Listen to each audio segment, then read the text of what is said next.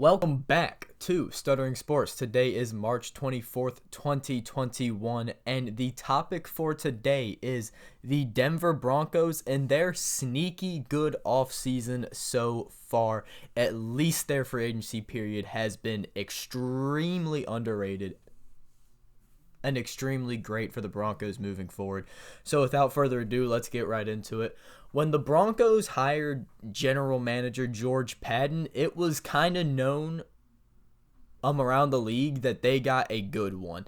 George Paton has turned down many jobs for the general manager position from multiple teams in the past. So why the Broncos? What is so special about the Broncos? And I think that question's all about the defense. In this free agency, they had a lot of work to do re-signing and bringing in guys on the defense. So let's talk about those moves. The first one, without a doubt, the biggest, was retaining Von Miller and bringing him back for one, maybe not, maybe last season. We don't really know. But it was kind of the consensus for a little bit there that Von Miller might be out of there. That's what I thought. And turns out I was wrong. And bringing back Von Miller, that may not be seen as this great thing for on the field, but it is definitely a great thing for the organization and the locker room. You have that veteran. He's been with the Broncos for the past decade. He literally has embodied the Broncos for the past 7 years since he was the Super Bowl MVP. So, retaining Von Miller for maybe one last season, getting his player option, that's a big thing. That is a really big thing. He's had some off-the-field stuff that wasn't major news, but it was definitely sketchy. Probably about 2 months ago, but bringing him back, that off the field stuff must have been resolved. He will still be a force on the field and someone that you have to look after, especially when you have Bradley Chubb on the opposite side of the D-line. Speaking of their D-line, bringing back D-tackle Shelby Harris for a 3-year deal was definitely a big move. Losing Jarrell Casey does kind of suck, but you only give up a 7th-round pick for him. So having that D-line core of Von Miller, Bradley Chubb, and Shelby Harris, that's a fantastic trio. That is a great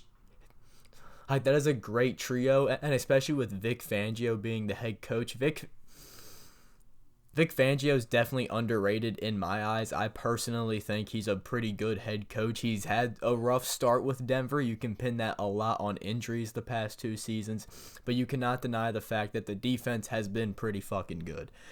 Speaking of their best player on defense, at least in my opinion, is without a doubt Justin Simmons. They had to franchise tag him last offseason. I think they even did this offseason, but the fact that they extended him, making him the highest paid safety in the league, that's major because he's one of the best safeties this league has to offer, but it's also major because you are keeping him long term, and he will be the face of your franchise. Most likely, we'll talk about the offense soon, but he will most likely be the face of your franchise whenever it's Von Miller's time to go. So I do think retaining Von Miller, keeping him as the face of the Denver Broncos right now, was a great move, and then extending Justin Simmons, who will take over as at least the face of that defense, fantastic.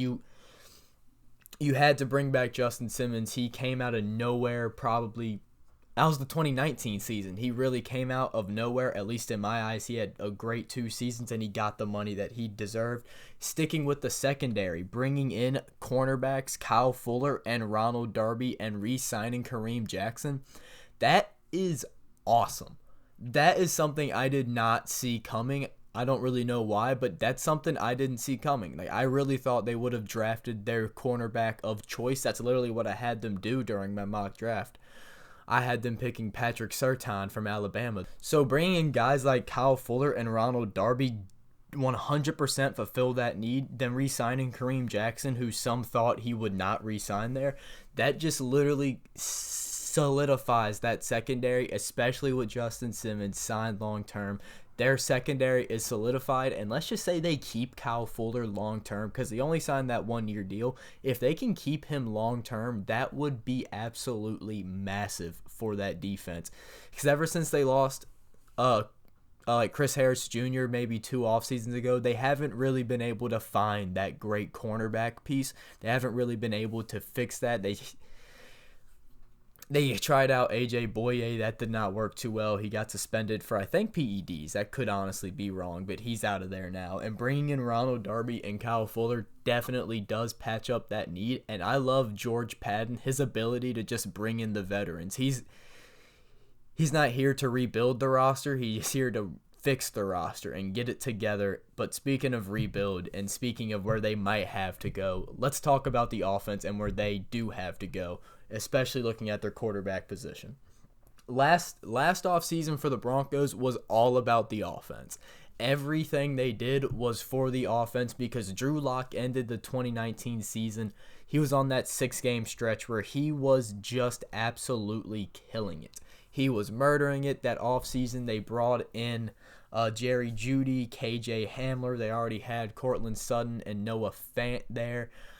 I know that Jawan James did opt out of the 2020 season, and then Cortland Sutton got hurt, so those were major blows to the Broncos season. I mean, also, hell, Jerry Jeudy got hurt, Drew Lock got hurt. That whole offense did get banged up, but the Broncos offense moving forward, where do I see them going? Obviously, the biggest question mark and the biggest talking point is their quarterback, and that is Drew Lock. He didn't have a great 2020 season. He didn't have a good 2020 season, really. He did not take that step forward that many expected him to do. Maybe he even took a step back from 2019. Their offense was not very great. Their offensive line, though, was okay. So their offensive line, they probably won't pick an O-lineman with the 9 pick. Unless Penei Sewell does fall to them, which I would not blame them one bit for selecting him. When it comes to the rest of the draft, it really does confuse me where they're going to go. I would not be shocked one bit to see them trade back, then pick a running back, whether that be Najee Harris or Travis Etienne. Let's just say they trade back to maybe number 20 with the Bears, so the Bears can draft their QB, or literally any team that needs a QB that can't really select that Trey Lance quite yet. Maybe they could trade back. They're definitely a candidate to do so, because what they're going to do with the number 9 pick, to me at least, is a mystery. It's not a very strong linebacker draft. Bringing in Micah Parsons is not a bad move, but he does have some character issues that a lot of teams are going to pass up on him on, so they might be able to still pick them if they do trade back. But I think the focal point of the Broncos draft, once again, has to be kind of patching up the offense and seeing what they can do with Drew Lock, because I do believe they're going to keep Drew Lock, unless maybe if Justin Fields or Zach Wilson does fall to them at 9, then they have a dilemma of, do we abandon the Drew Lock experiment? I don't think they do. Do I think that's the right decision? We have no idea. Drew Lock did not look good in 2020. He did not, but he's still a young QB. Plus, he was a second-round pick for a reason. This kid was not supposed to come in and do what he did in 2019. So, in 2020, he did not look very good. But you can put that a lot on injuries. They had an opt-out with Jawan James. So for those reasons, I do think they're going to keep Drew Lock long-term. But if a quarterback does fall to them at 9, then there's a dilemma right there. Do you pick a Justin Fields? I would not personally blame them. Or do they continue to kind of patch up the defense, maybe get an edge rusher at 9? But I think wherever they go, they cannot really go a wrong direction. Because I think if they stick with Drew Lock, it could end up biting them. But on the other hand, I think that, can you really blame them? It was only one bad season, and there was a lot of injuries that season. So I think the Broncos, they're in a peculiar spot with their quarterback. But I think what George Padden and Vic Fangio and John Elway want to do is just kind of patch up that defense, make it a great defense going back to the 2015 days, and then we'll see what we got to do with the offense during the draft and for Drew Lock's development. One last thing to do with the offense, I think if you can bring in Deshaun Watson, by any means you do so. We do not know if Drew Lock is a franchise quarterback. We know Deshaun Watson is. Give up the whole fucking team for him. I don't care what you do.